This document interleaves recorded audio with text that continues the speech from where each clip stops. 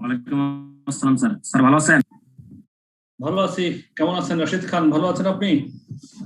জি sir, আলহামদুলিল্লাহ। Recording in progress. কি অবস্থা আপনাদের সবার? রশিদ খান, কি অবস্থা? আছে মোটামুটি। লাস্ট 2টা ক্লাস করতে পারিনি, অসুস্থ ছিলাম। লাস্ট 2টা ক্লাস করতে পারেন নাই? না স্যার, প্রচন্ড জ্বর ছিল স্যার, প্রায় 4-5 দিন অসুস্থ ছিলাম। তাই নাকি? বাট লাস্ট 2টা ক্লাস কিন্তু রিয়েলি ইম্পর্টেন্ট ক্লাস ছিল, খুবই ইম্পর্টেন্ট ক্লাস ছিল। ওই ভিডিও থেকে স্যার ব্যাকআপ করে নিতে পারি ইনশাআল্লাহ, না পারলে আপনি স্যার নক করবো আর কি। ভিডিওটা আপনারা কোথেকে পান? কেউ রেকর্ড করে দেয় ওখানে নাকি আইসিএমবি থেকে দেয়? কিভাবে দেয়? ইউটিউবে স্যার লিংকটা পাওয়া যায়। কে পোস্ট করে সেটা আমি বলতে পারি না স্যার। আচ্ছা আচ্ছা, ওকে। যাই হোক, লাস্ট 2টা ক্লাস কিন্তু খুব ইম্পর্টেন্ট ছিল। আপনি আসলে ইম্পর্টেন্ট ক্লাস দুটো মিস করছেন, যেগুলো পরীক্ষার জন্য খুবই ইম্পর্টেন্ট ছিল, বুঝছেন? আমার স্যার বুধবার থেকে স্যার আসলে জ্বর ছিল প্রচন্ড, 104+। এখন ভালো? জি স্যার, এখন ভালো আছি।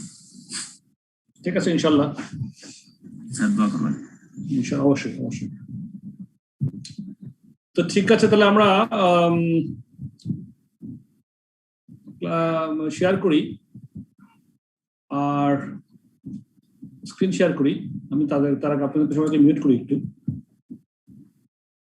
মিউট করে তারপরে শেয়ার করতেছি।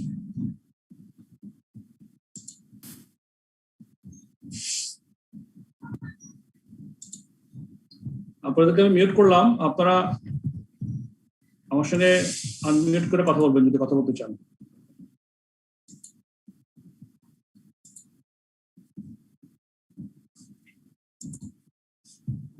স্ক্রিন শেয়ার করছি, দেখতে পাচ্ছেন কিনা বলেন?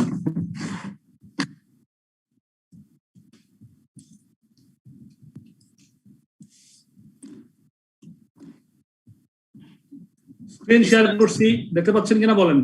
জি স্যার, দেখা যাচ্ছে। জি স্যার, পাচ্ছি sir. Okay, fine, thank you. তো আমরা ক্লাস শুরু করি। বিসমিল্লাহির রহমানির রহিম।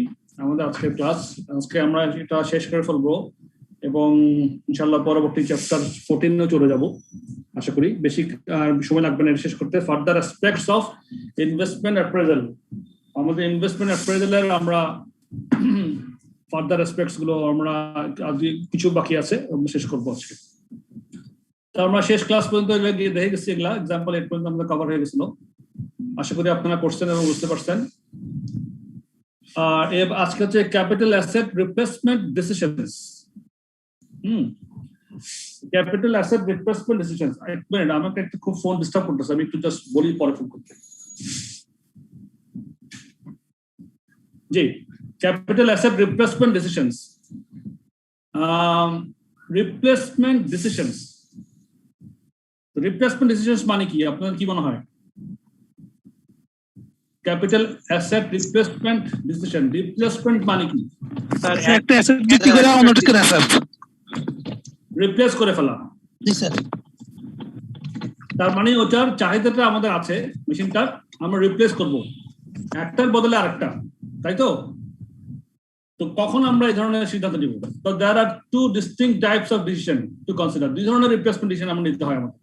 একটা হচ্ছে considering mutually exclusive options with unequal lives.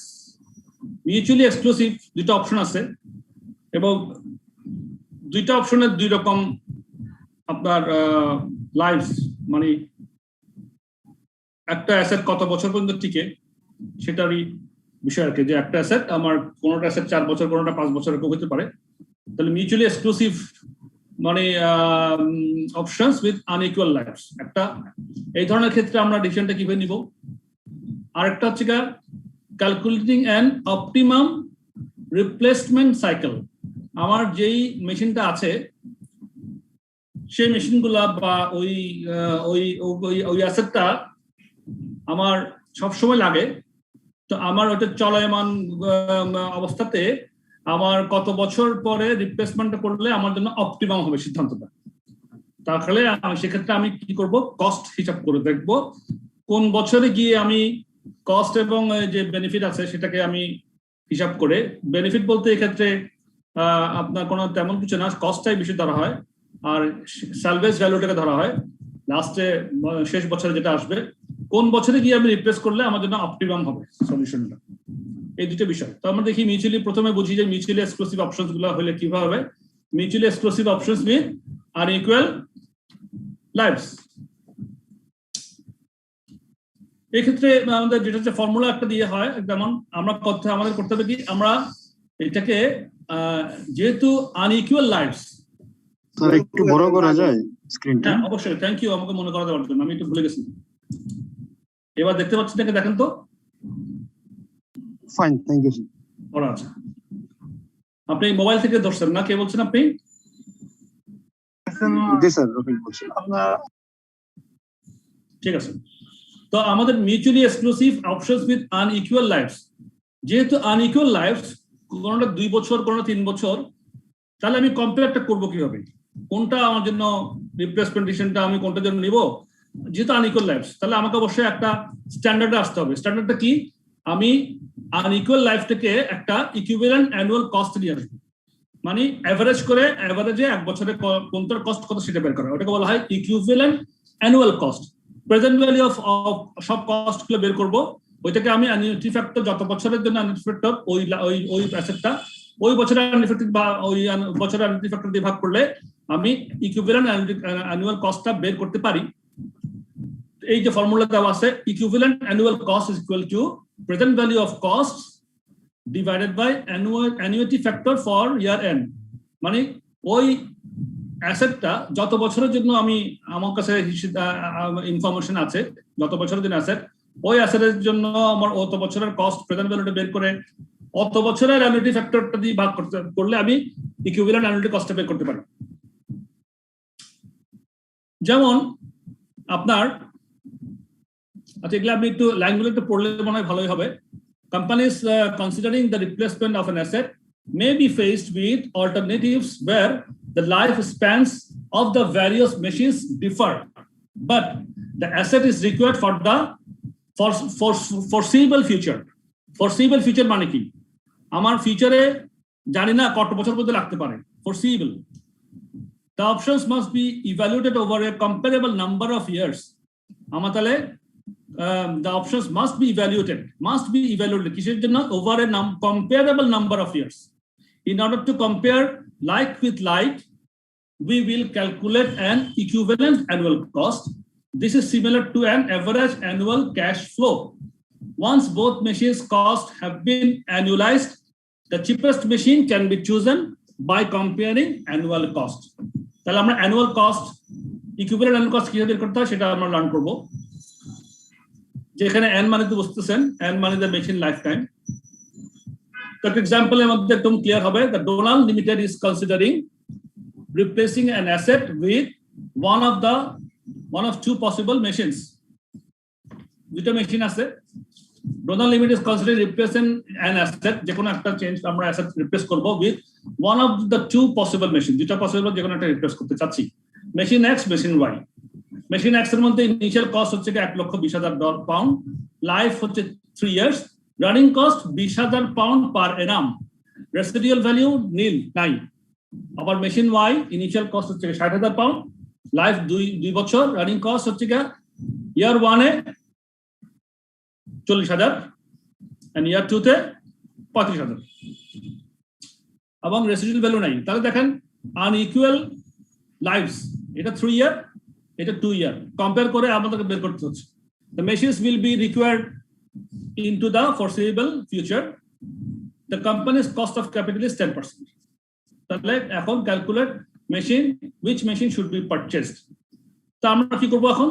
আমরা এই ফর্মুলাতে ফেলার জন্য আবার দেখেন, তাহলে present value of costs, annuity factor for year end divided by annuity factor of year end. এখানে দেখেন একটা জিনিস খেয়াল করবেন, এখানে কিন্তু কোনো রেভিনিউর কথা নাই, শুধু কস্টটাই হিসাব করবো আমরা। ফিউচারে আমাদের যে মেশিনগুলোতে কোনটাতে আমার প্রেজেন্ট ভ্যালু কস্টের মধ্যে equivalent annual factor annual cost কোনটাতে কম, সবগুলো cost, initial cost, running cost, আর লাইফ দিচ্ছে আর রেসিডুয়াল ভ্যালু দিচ্ছে। তো রেভিনিউ কোনো এখানে কথার কথা নাই, শুধু কস্টটাই আমরা প্রেজেন্ট ভ্যালু করে আমরা ইকুইভ্যালেন্ট অ্যানুয়াল কস্টটা বের করব ইএসি বলে, শর্টকাটে বলে ইএসি। তো দেখেন এখানে আমাদের দেখেন তাহলে আমাদের মেশিন এক্স টাকা হিসাব করি, মুখে আপনারা করেন। 1,20,000 প্রথম বছরেতে কোনো অ্যানুয়াল কস্ট আমাদের 1 মানে 1, তাই না? প্রেজেন্ট ভ্যালু 1ই হবে, তাহলে 1,20,000 হবে। রানিং কস্ট 20,000, 20 3 বছরে। আর মেশিন ওয়াইতে আমি বরং আপনাদেরকে, এটা সহজ বিষয়, আমার মনে হয় যে চার্টে চলে গেলে কোনো অসুবিধা নাই, আপনারা ওখান থেকে ভালো মতো বুঝতে পারবেন। 594 আমরা এখন কোন পৃষ্ঠায় আছি, কত পৃষ্ঠায় জানি এটা? 594 है सर। 594 है ना? जी सर। अच्छा रखें। -468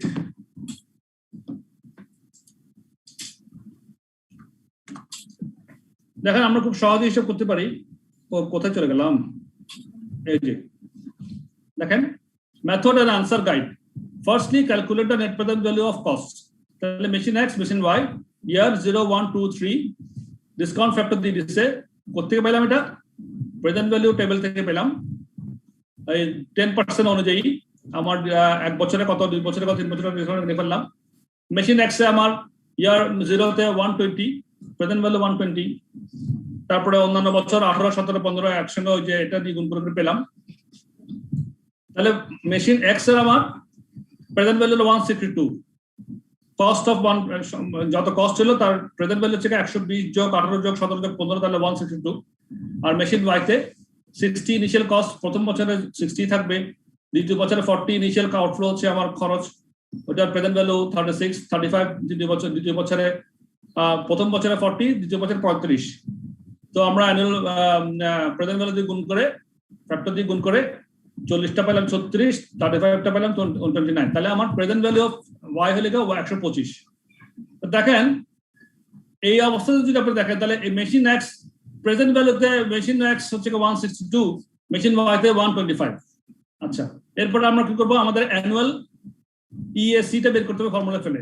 তারপর এই লেখাগুলো একটু ইম্পর্টেন্ট, এগুলো একটু পড়লে ভালো হবে। It is not appropriate to compare these two net present values. Machine X shows 3 years of cost, whereas machine Y only has 2 years of worth of costs. Remember that the machines are needed into the foreseeable future. So do not pick the cheapest single purchase.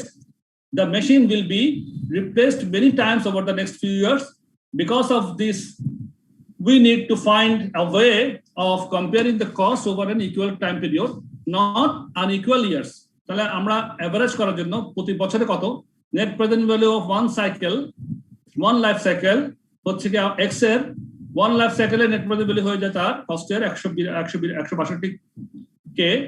R equal annual cost করার জন্য আমরা ওই যে 162 কে ভাগ করতেছি কি দিয়ে, annuity factor table থেকে 3 বছরে গিয়ে ওই আমাদের কস্ট অফ ক্যাপিটাল কত পার্সেন্ট, 10% করে না, সেখানে চলে যান, ওখান থেকে দেখবেন যে 2.487 পাবেন, যেটা এখন দেখা যাচ্ছে স্ক্রিনে।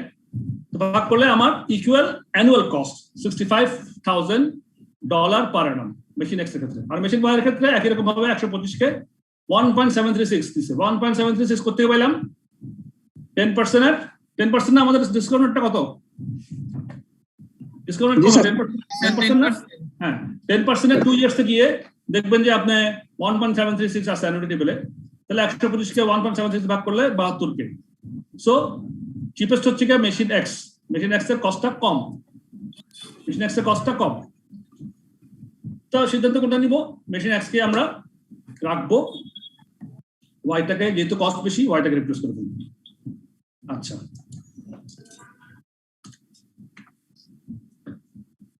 এই হলো রিপ্লেসমেন্ট ডিসিশনের মোটামুটি ইজি বিষয়টা, তেমন কিছু না। এখন আচ্ছা, আর এই একই জিনিসটাকে জি বলেন স্যার, এখানে আমরা কেন অ্যানুইটি ফ্যাক্টর ভাগ করলাম? এটা তো তিনটে ভাগ করলে আমরা এভারেজ পেতাম, এখানে অ্যানুইটি ফ্যাক্টর থেকে ভাগ করলাম। প্রেজেন্ট ভ্যালু করলাম, যে প্রেজেন্ট ভ্যালুতে এনে তো আমরা এভারেজ করতে আপনি প্রেজেন্ট ভ্যালু জানতে পারলেন না। আপনার কস্ট অফ ক্যাপিটাল একটা 2 ইয়ার্স একটা 3 ইয়ার্স, একটা 2 ইয়ার্স পর্যন্ত আমার 2 ইয়ার্স পর্যন্ত শেষ, আর একটা 3 ইয়ার্স পর্যন্ত আমার রানিং কস্ট আছে। কিন্তু একটা রানিং কস্ট হচ্ছে কি 1 বছর বলেন আমরা তো আগে স্যার একবার করলাম স্যার, তাহলে স্যার আমরা আবার প্রেজেন্ট ভ্যালু কেমন করব? তাহলে দুইবার হয়ে গেল না? কেন দুইবার হয়ে গেল বলতেছেন, আবার বলেন তো, বুঝলাম না কথাটা। তো আসলে প্রেজেন্ট ভ্যালুটা বের করলাম ক্যাশ ফ্লোকে ডিসকাউন্ট ফ্যাক্টর দিয়ে মাল্টিপ্লাই করে, তাই না? সো এখন যদি আমরা জিনিসটা বের করতে চাই, অ্যানুইটি ফ্যাক্টর দিয়ে ডিভাইড করলে জিনিসটা হয়ে যাচ্ছে that's it.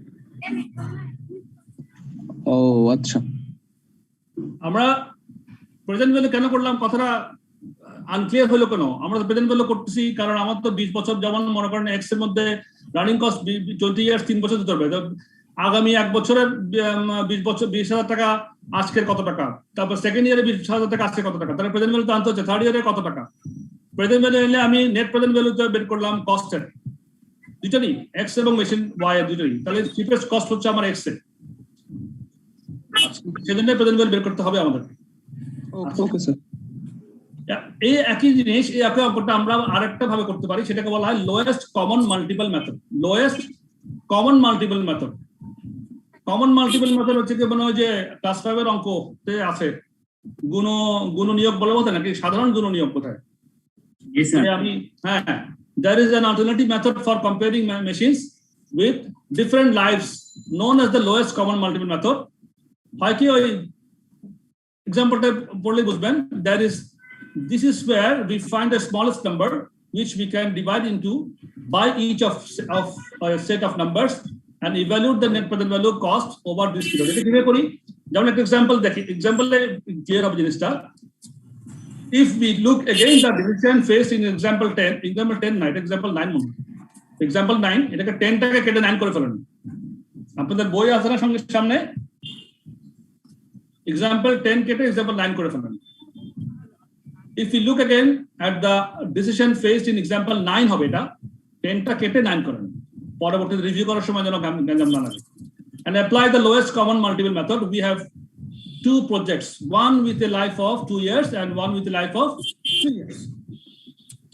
The common multiples are 6 years, কিন্তু কোনো 6 বছর। হ্যাঁ, এখন একটা 2 বছরের জন্য, একটা 3 বছরের জন্য, তাহলে কমন মাল্টিপল হচ্ছে 6 ইয়ার্স। লসাগুর কি, লসাগুর মতোই হবে না, কিন্তু কোনো 6 বছর। স্যার সাউন্ড হচ্ছে স্যার, জাবির হোসেন, মিস্টার জাবির হোসেন। আমি আপনার কথা বুঝতে পারিনি, কি বললেন? স্যার বিকট আওয়াজ হচ্ছে। আচ্ছা, আপনি তো সবাইকে মিউট করছিলাম, আপনারা একটু সবাইকে মিউট করেন তো, আমি আবার একটু দেখি অল মিউট দিয়ে দেখি, এর মধ্যে অনেকে জয়েন করছে না, তো সবাই একটু অল মিউট করি।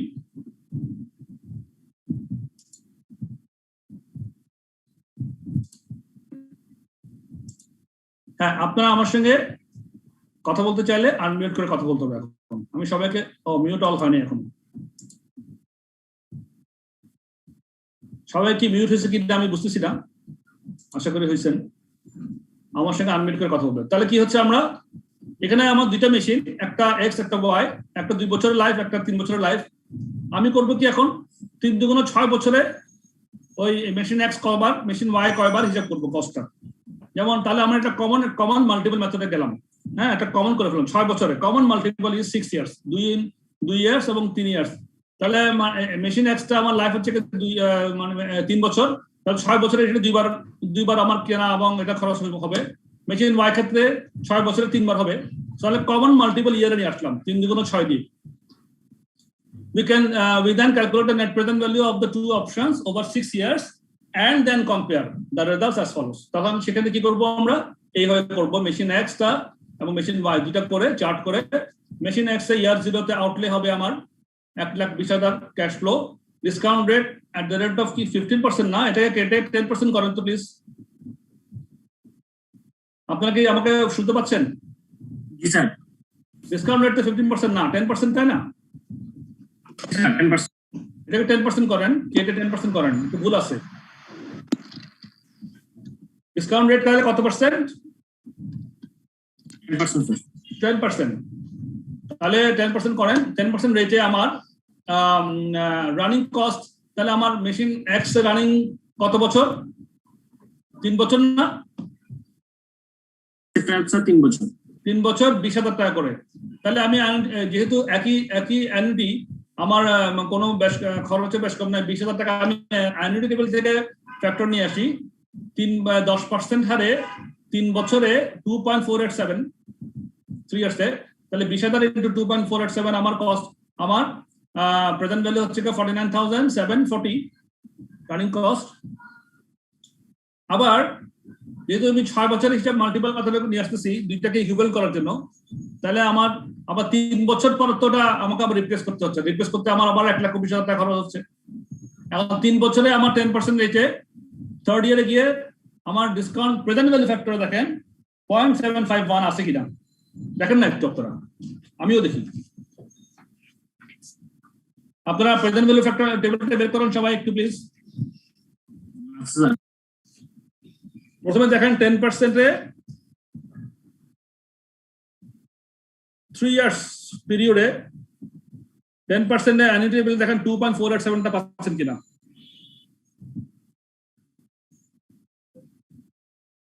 জি স্যার আইসি। তারপরে আগের পৃষ্ঠে চলে আসেন, ডিসকাউন্ট এই যে রিপ্লেসমেন্ট যেহেতু 3 বছর করব, এটা তার ওই বছর 3 বছরেরটাই ইফেক্টিভ হবে, তাহলে present value factor present value চার্টে যেতে হবে। এটা অ্যানুইটি বিল দেখেন প্রেজেন্ট ভ্যালু চার্টে দেখেন 10% এ 3 ইয়ার্সে কত আছে।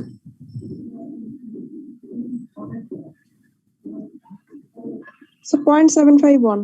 হ্যাঁ, তো 0.7 আছে। সবাই কি এটা দেখতে পাচ্ছেন?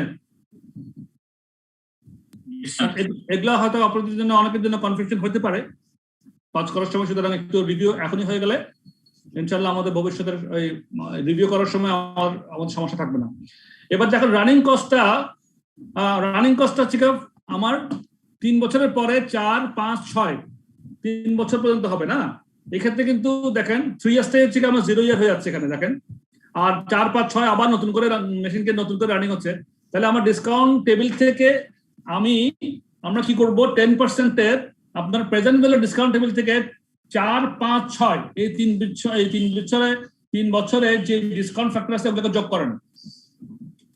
যেমন মনে করেন 10% এ আমার ইয়ার 4 এ ডিসকাউন্ট ফ্যাক্টর কত, present value factor discount factor থেকে, অ্যানুইটি টেবিল না, ডিসকাউন্ট টেবিল থেকে, প্রেজেন্ট ভ্যালু টেবিল থেকে 3 বছরে 4 বছরে কত 0.683.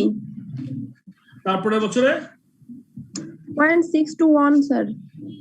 তারপরে যোগ করতে থাকেন, তারপরে বছর কত 0.564. 0.683, 0.621 আপনার মন থেকে দিচ্ছেন নাকি সাথে দিচ্ছেন আপনি দেখেন। যোগ করলে কত হয় 1.868. এই যে 1.868 কিভাবে আসলে বুঝতে পারছেন? জি স্যার।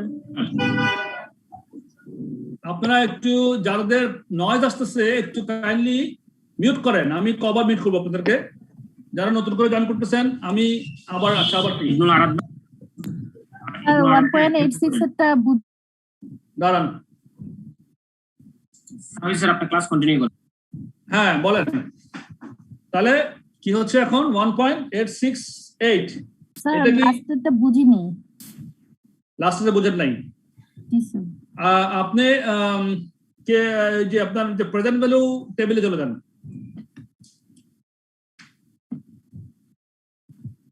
বের করছেন? জি স্যার। আচ্ছা, প্রেজেন্ট ভ্যালু টেবিলে দেখেন আপনার, আচ্ছা আমরা কেন এটা করছি সেটা আগে বলি। আমার তো ডিসকাউন্ট রেট 10%, এটা 15% 10% করছেন কিনা দেখেন আপনারা সবাই। জি স্যার। আচ্ছা, 10% রেটে ডিসকাউন্ট প্রেজেন্ট ভ্যালু টেবিলে আমার 4 বছর, 5 বছর, 6 বছর পিরিয়ডে ডিসকাউন্ট ফ্যাক্টর গুলো কত আছে বলেন এবং যোগ করেন। আমাকে মুখে মুখে বলেন এবং যোগ করতে থাকেন। 4th ইয়ারে কত আছে? 10% এ 4th ইয়ারে কত আছে? 0.683 যোগ 5th ইয়ারেরটা কত? 0.621 যোগ 6th ইয়ারেরটা কত? 0.564 টোটাল কত? 564 টোটাল কত? তিনটা টোটাল কত? 1.868 হ্যাঁ, এবারে স্ক্রিনে দেখেন 1.868 ডিসকাউন্ট রেট ফ্যাক্টরটা দেখছেন? জি স্যার। দেখতেছেন কেন? ওয়াই?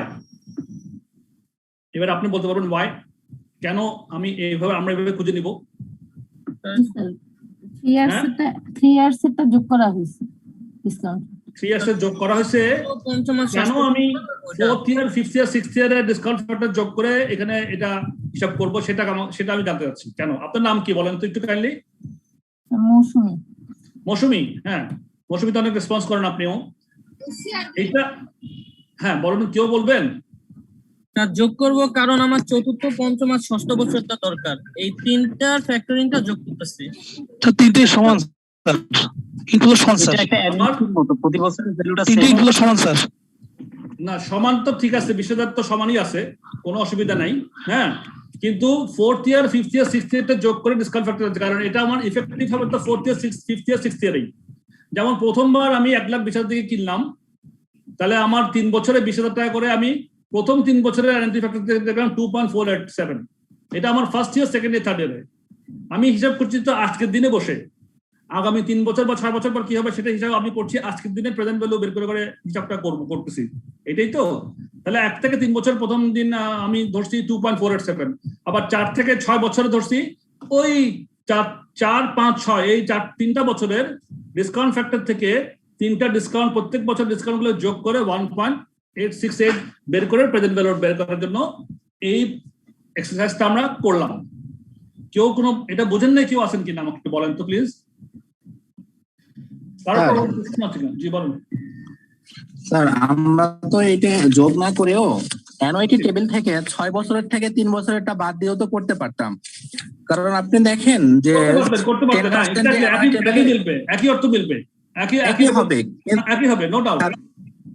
এটা যদি স্যার 3 বছর হলো আমরা যোগ করতে পারতাম, যদি এটা 5 বছরে 3 বার সার্কেল হইতো তাহলে আমাদের যোগ করাটা কঠিন হইতো।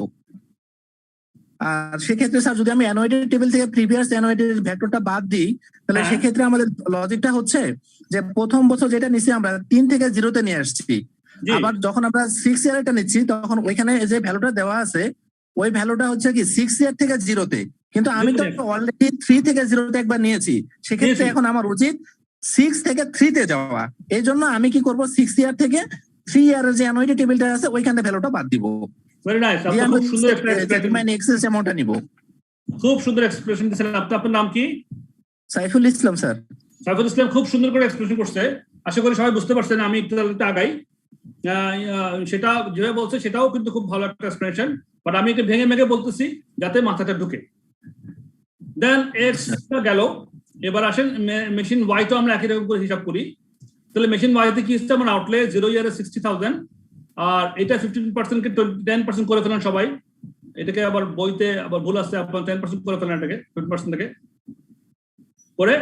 আপনারা এবার রানিং কস্ট দেখেন, 10 ইয়ার্সে 10%-এ 2 বছরে আমার 35,000 টাকা করে যদি খরচ হয়, তাহলে 1.736 অ্যানুইটি টেবিলতে নিলাম। আবার রিপ্লেস করলাম 2 বছর পরে, কারণ এটা তো লাইফ স্প্যান 2 বছর, তো 2 বছর পরে আমাকে আবার 2 বছরের সময় আমাকে আবার রিপ্লেস করতে হচ্ছে 60,000 টাকা দিয়ে।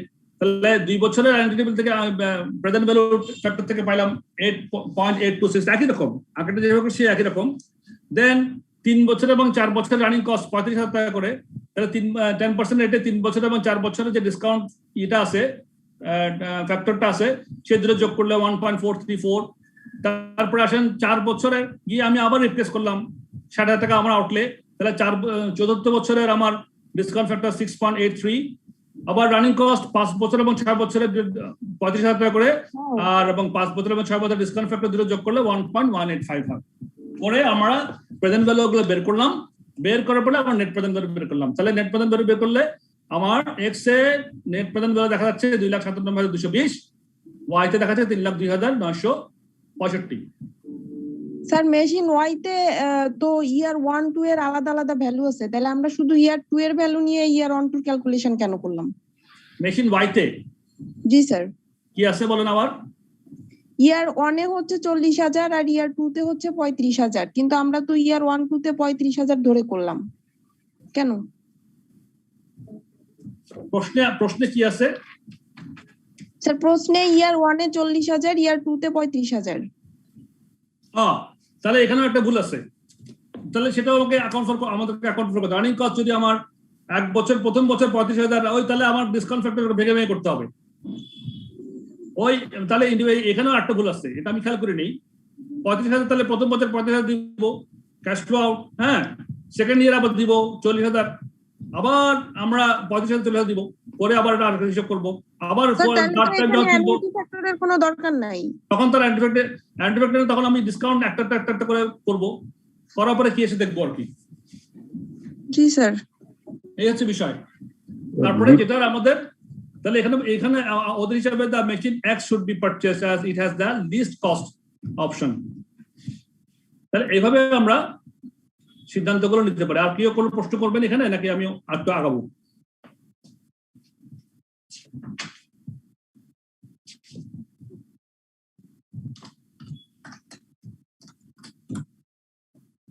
আশা করি সবাই বুঝতে পারছেন।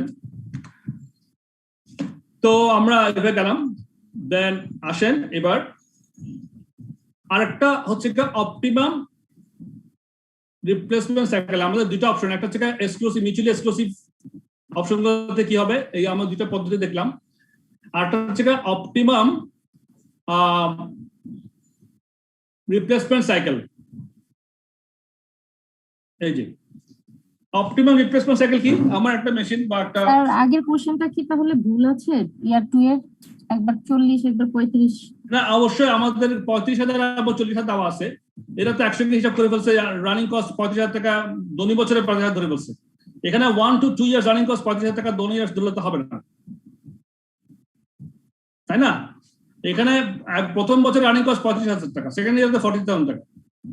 সো আমরা আলাদা আলাদা ভাবে দেখাই দিব। রানিং কস্ট প্রথম বছর 35,000 টাকার ডিসকাউন্ট টেবিল থেকে আমরা ডিসকাউন্ট ফ্যাক্টর লিখবো। তারপরে সেকেন্ড ইয়ারে 40,000 টাকা ডিসকাউন্ট টেবিল থেকে ডিসকাউন্ট ফ্যাক্টর লিখবো, লিখে দেওয়া হয় তা আর কি। আবার থার্ড ইয়ারে গিয়ে সেকেন্ড ইয়ারে আবার সেকেন্ড টাইম রিপ্লেসমেন্ট 60,000 টাকা, আবার ওই থার্ড ইয়ার 4 ইয়ার আলাদা করে লিখবো, 5th 6th আলাদা করে লিখবো। দেখার পরে যা ডিসকাউন্ট আসে তাই আর কি। আচ্ছা, দুইটা আলাদা করে তারপর ডিসকাউন্ট দেখা। হ্যাঁ, আলাদা কেন করতে হবে সেটা কি বুঝছেন আপনি? স্যার দুইটা কস্ট তো আলাদা কস্ট, সুতরাং আমি তো অ্যানুইটি টেবিল থেকে নিয়ে গেলে তো হচ্ছে না আমার, যেহেতু কস্ট আলাদা আমাকে দুইটা করে আলাদা করে দেখাতে হবে, না তো রেজাল্টটা আমার ভুল এসেছিল। ঠিক আছে স্যার, তাহলে সলিউশনটাতে ভুল আছে। এই বইয়ের কিছু কিছু সলিউশনে বিভিন্ন জায়গাতে ভুল আছে। আমি গত ক্লাসেও একটা ভুল আপনাদেরকে বলছিলাম, ওটা কি মনে আছে কিনা, আমি ওটা কত নম্বর দিয়েছিল, এরকম টুকটাক ভুল আছে এদের, বাট কনসেপ্ট গুলো কিন্তু খুব সুন্দর করে লেখা আছে এখানে, সেগুলো আমরা ধরে নিই, দেন আমরা আমাদের মধ্যে প্র্যাকটিস করবো। দেন আসেন অপটিমাম রিপ্লেসমেন্ট সাইকেল। তাহলে অপটিমাম রিপ্লেসমেন্ট সাইকেলসটা কি জিনিস? আমার মেশিনটা আমরা চলতি অবস্থাতে কোন সময় রিপ্লেস করাটা আমাদের জন্য অপটিমাম হবে। সেক্ষেত্রে মনে করেন আমরা কিভাবে করব, companies purchasing new plant and machinery must decide how often to replace them. Generally, as machinery ages, its residual value decreases and annual running cost increases. সাধারণত কি হয়, মেশিনের যখন বয়স বেশি হতে থাকে তখন ওটার রেসিডুয়াল ভ্যালুটা মানে স্যালভেজ ভ্যালুটা সাধারণত কমতে থাকে, এবং অ্যানুয়াল রানিং কস্ট, ওটা চালাতে যে আমার যে খরচ হয় প্রত্যেক বছর ওটা কিন্তু ধীরে ধীরে বাড়তে থাকে। মেশিন আস্তে আস্তে উইক হয়ে যায়, ওদের রানিং কস্ট বেড়ে যায়। However, companies are unlikely to want to replace assets too frequently because of the capital outlay associated with the purchase. In the next section, we shall calculate the optimum replacement cycle in order to minimize long-term costs. তাহলে আমার long-term costs minimize করার জন্য আমরা optimum replacement cycleটা কি হবে to minimize long-term cost. আচ্ছা, factors গুলো কি থাকে এখানে সাধারণত? এই সাধারণত ফ্যাক্টরস ইন রিপ্লেসমেন্ট ডিসিশনের মধ্যে কি থাকে? Cost of capital cost of new equipment, তারপর অপারেটিং কস্ট বাড়তে থাকে, সেটাই মেইনটেনেন্সের কারণে বাড়তে থাকে। তারপরে lower quality and quantity of output কমে যায়। তারপর রিসেল ভ্যালু কি হতে পারে সেটা একটা পয়েন্ট আমাদের কনসিডারেশনের মধ্যে আনতে হয়। ট্যাক্সেশন এবং ইনভেস্টমেন্ট ইনসেন্টিভ যদি থাকে সেগুলোও কনসিডারেশন আনতে হয়। আবার যদি ইনফ্লেশন থাকে, বোথ জেনারেল ইনফ্লেশন অথবা relative movements in price inputs and outputs, এগুলোও কনসিডারেশন আনতে হয়। একটা এক্সাম্পল দিয়ে আমাদের জিনিসটা একদম ক্লিয়ার হবে। A supermarket is trying to determine the optimal replacement policy for its fleet of delivery vehicles. তাদের ডেলিভারি ভেহিকেলের ফ্লিট আছে, অনেকগুলো আছে, ডেলিভারি ভেহিকেল আছে তাদের। সেটাকে সে রিপ্লেসমেন্ট অপটিমাল রিপ্লেসমেন্ট পলিসি সে বের করতে চাচ্ছে। The total purchase price of the fleet is 2,20,000 pound. The running cost and scrap values of the fleet at the end of each year are year 1, 2, 3, 4, 5 5টা বছরের তার running cost and scrap value একটা সে তথ্য নিল। সে উদ্দেশ্য হচ্ছে তার অপটিমাল রিপ্লেসমেন্ট করবে কোন বছরে গিয়ে সেটার জন্য। সে প্রথমে রানিং কস্ট এবং স্ক্র্যাপ ভ্যালু প্রত্যেক বছরে কত কত ইয়ার 1 এ, ইয়ার 2 তে, ইয়ার 3, ইয়ার 4, ইয়ার 4 এ, যেমন ইয়ার 1 এ 1,10,000 রানিং কস্ট এবং স্ক্র্যাপ ভ্যালু 1,21,000। সেটা একই রকম সেকেন্ড ইয়ারে কত, থার্ড ইয়ারে, ফোর্থ ইয়ারে, ফিফথ ইয়ারে গিয়ে কত, যেমন ফিফথ ইয়ারে 1,76,000 টাকা রানিং কস্ট হচ্ছে। প্রত্যেক বছর রানিং কস্ট বাড়তেছে 1,10,000, 1,32,000, 1,54,000, 1,65,000, 1,76,000। আবার স্ক্র্যাপ ভ্যালু প্রত্যেক বছর কমতেছে 1,21,000, 88,000, 66,000, 55,000, 25,000। The supermarket's cost of capital is 12% per annum. Cost of capital দিয়ে দিল। Ignore taxation and inflation. Identify at the end of which year the supermarket should replace its fleet of delivery vehicles. আপনারা বলেন তখন আমরা কিভাবে হিসাবটা করা উচিত? জাস্ট আইডিয়া থেকে বলেন কি করা উচিত। ঠিক আগেরটার মতোই, আগে যে একটা আমরা একটু আগে এক্সাম্পল 9টা করলাম ওই কনসেপ্ট থেকে বলেন যে আমার এখানে কি দেওয়া আছে এবং আমরা কিভাবে এটা সলভ করতে পারি। মাথায় কি আসতেছে, হঠাৎ করে কি আসতেছে, এই মুহূর্তে কি আসতেছে?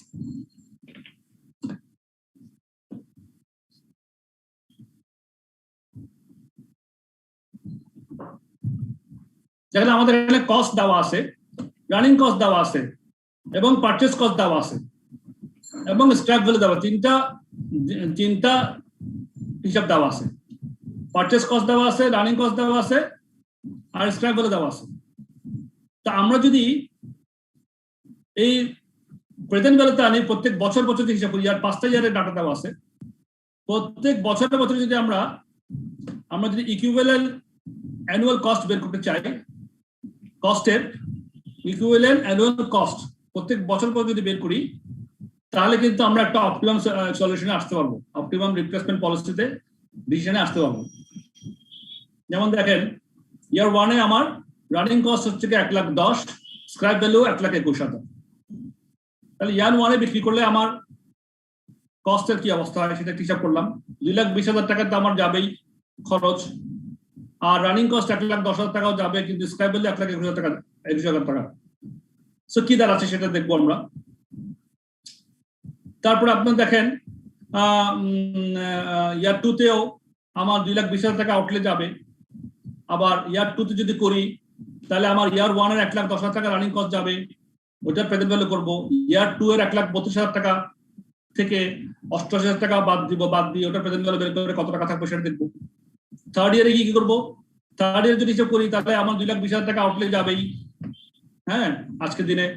আর আমার ইয়ার 1 এর 1,10,000 টাকা খরচ হবে, ইয়ার 2 এর 1,32,000 টাকা খরচ হবে।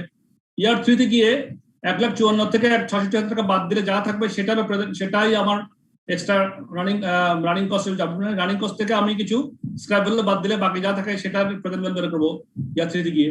ইয়ার 4 এ কি করবো কি, ইয়ার 1 এর 1,10,000, 2 এর 1,32,000, 3 এর 1,54,000 টাকা খরচ হওয়ার পরে চতুর্থ বছর ইয়ার 4 এর আমার 1,65,000 থেকে 55,000 টাকা স্ক্র্যাপ ভ্যালু বাদ দিলে বাকি যা থাকবে সেটাই আমি খরচ হিসেবে দেখাই আমার প্রেজেন্ট ভ্যালু বের করবো। ইয়ার 5 তে গিয়েও তাই 1, 2, 3, 4 বছরের রানিং কস্ট দিব, আর স্ক্র্যাপ ভ্যালু 1,76,000 থেকে 25,000 ইয়ার স্ক্র্যাপ ভ্যালু বাদ দিলে যা থাকে সেটাকে আমি অ্যাকাউন্ট ফর করে ওটাকে প্রেজেন্ট ভ্যালু বের করবো। বের করে বলে আমার টোটাল নেট প্রেজেন্ট ভ্যালু বের করে তারপরে আমি অ্যানুইটি ফ্যাক্টর দিয়ে ভাগ করে ইকুইভ্যালেন্ট অ্যানুয়াল কস্টে চলে যেতে হবে। আমি এটা দেখাই আপনাদেরকে। এখন আমি চার্টে যাই, চার্টে গেলে কিভাবে সাজাচ্ছে দেখতে পারবো।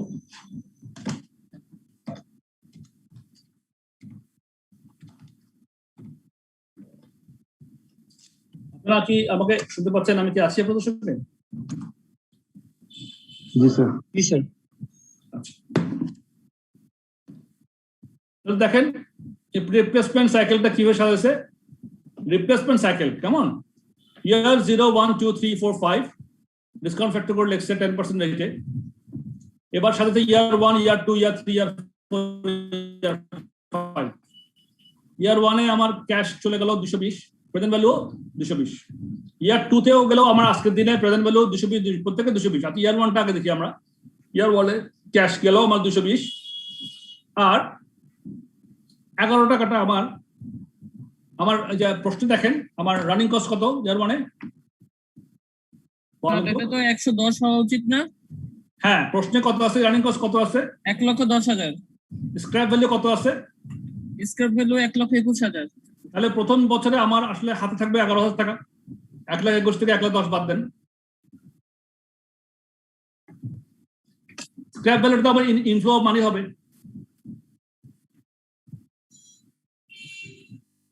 ঠিক আছে না? জি স্যার। স্ক্র্যাপ ভ্যালুটা আমার ইনফ্লো অফ মানি হবে, তো সেটার এক বছরের 11 টাকা 1,21,000 টাকা ইনফ্লো অফ মানি হবে এক বছরে গিয়ে, টাইমে গিয়ে, ইয়ার 1 এ গিয়ে। তাহলে ইয়ার 1 এ 1,10,000 টাকা খরচ হবে, 1,21,000 টাকা আসবে। তাহলে আমার নেট টাকা আসবে কত বলেন?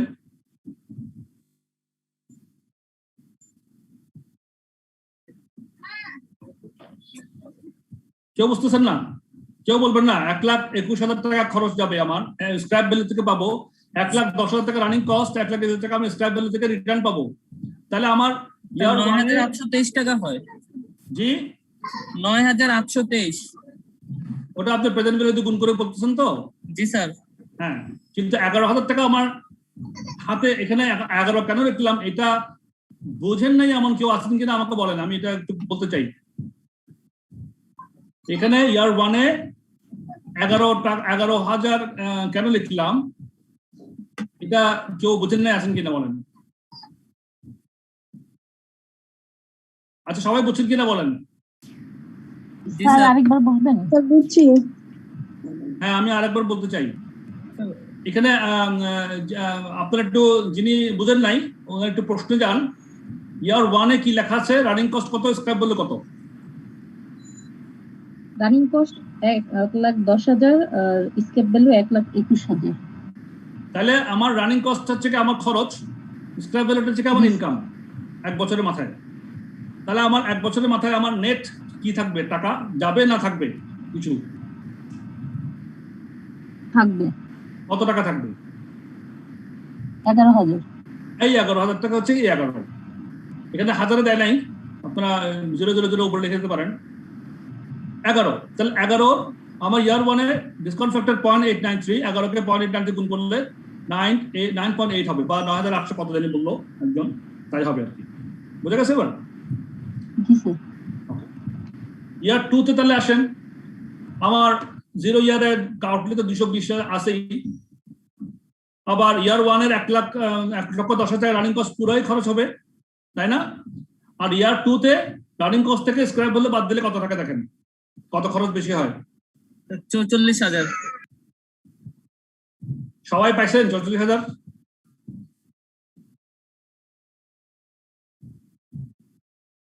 ইয়ার 2 তে 44,000 টাকা আমার খরচ। এখানে দেখেন ব্র্যাকেট দিয়েছে, ব্র্যাকেট মানে কিন্তু খরচ, আউটলেট। 11 তে কোনো ব্র্যাকেট নাই, মানে ইনকাম প্লাস, আর ব্র্যাকেট দেওয়া মানে মাইনাস। 44 টাকা মাইনাস, কেন মাইনাস? 44,000 টাকা কোথা থেকে পেলাম? আমার ইয়ার 2 তে রানিং কস্ট 1,32,000 এবং ইয়ার 2 তে এন্ড অফ দ্য ইয়ার কি হবে আমার স্ক্র্যাপ ভ্যালু 88,000 টাকা। তাহলে 1,32,000 থেকে 88,000 বাদ দিলে 44,000 টাকা হয়। তাহলে লিখলাম। কেউ প্রশ্ন করবেন কেন হইলো 44? আচ্ছা, আশা করি বুঝতে পারতেছেন, না বুঝলে আমাকে আবার বলতে পারবেন, অসুবিধা নাই। ইয়ার 3 তে গিয়ে দেখেন তাহলে কি হবে। আমার ইয়ার 3 তে ওই 1,10,000 টাকা ইয়ার 1 এ রানিং কস্ট যাবেই, ইয়ার 2 তে 1,32,000 টাকা খরচ হবে, ইয়ার 3 তে গিয়ে 88,000 টাকা। কেন? ওয়াই বলেন তো? রানিং কস্ট থেকে স্ক্র্যাপ ভ্যালুর ওই পার্থক্য। রানিং কস্ট কত, স্ক্র্যাপ ভ্যালু কত বলেন? Running cost 1,54,000।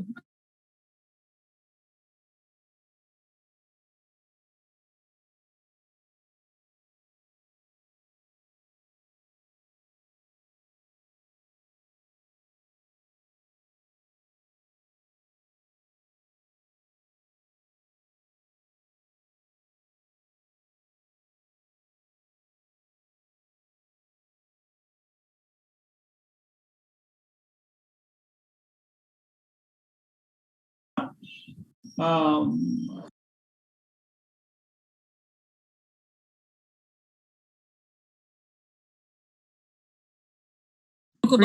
in progress. 1,10,০০০ টাকা বেশি খরচ হচ্ছে, সেটা দেখলাম, এবং সেটা প্রেজেন্ট ভ্যালু ফ্যাক্টর দিয়ে গুণ করলে 1,10,000 ইন্টু 0.636 গুণ করলে এই যা হয় তা 70 বোধ না গেল। ইয়ার 50 গিয়ে দেখেন একই রকম, ইয়ার 1 এর খরচ, ইয়ার 2 এর খরচ, ইয়ার 3 এর খরচ, ইয়ার 4 এর খরচ, ইয়ার 5 এ গিয়ে আমার খরচ থেকে স্ক্র্যাপ ভ্যালু বাদ দেন, কত হয়? 1,51,000। তারপর প্রেজেন্ট ভ্যালু 0.56 দিয়ে গুণ করলে 0.567 দিয়ে গুণ করলে 85.617 এই হয়। তাহলে আমার টোটাল আমার প্রত্যেক বছরের আমার তখন ইয়ার 1 এর কত প্রেজেন্ট ভ্যালু, ইয়ার 2 এর কত প্রেজেন্ট ভ্যালু যোগ করে ফেললাম, যোগ এবং বিয়োগ করে ফেললাম। এখানে তো যোগ বিয়োগ আছে, যেমন 2,20,000 থেকে 9,08,000 বাদ যাবে। টোটাল খরচ আমার প্রত্যেক বছরের প্রেজেন্ট ভ্যালু খরচ দিলাম, তারপরে অ্যানুইটি ফ্যাক্টর থেকে ভাগ করে দিলাম। প্রত্যেক বছরের অ্যানুইটি ফ্যাক্টর থেকে ইয়ার 1 এর 0.893, ইয়ার 2 তে 1.69, ইয়ার 3 তে 2.40, 3 তে 4 এ 3.037, ওই অ্যানুইটি টেবিল থেকে নিয়ে আমরা ইকুইভ্যালেন্ট অ্যানুয়াল কস্ট বের করলাম 235, 209, 202, 198, 207। তাহলে সবচেয়ে কম কোনটা? স্যার ভাগটা কেন করলাম? জি বলেন। ভাগ করলাম যে এটা কেন করছি স্যার? এটাই তো মেইন কথা। দেখি এটা কেউ অন্য কেউ উত্তর দেন, ভাগটা কেন করলাম কেউ বলেন দেখি। এটা তো আমি বুঝাইলাম বিষয়টা।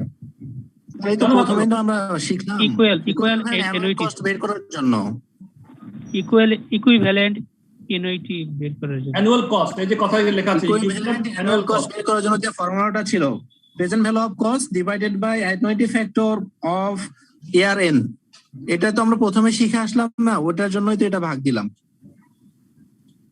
প্রশ্ন যিনি করছেন আপনি কি এখনো বলেন?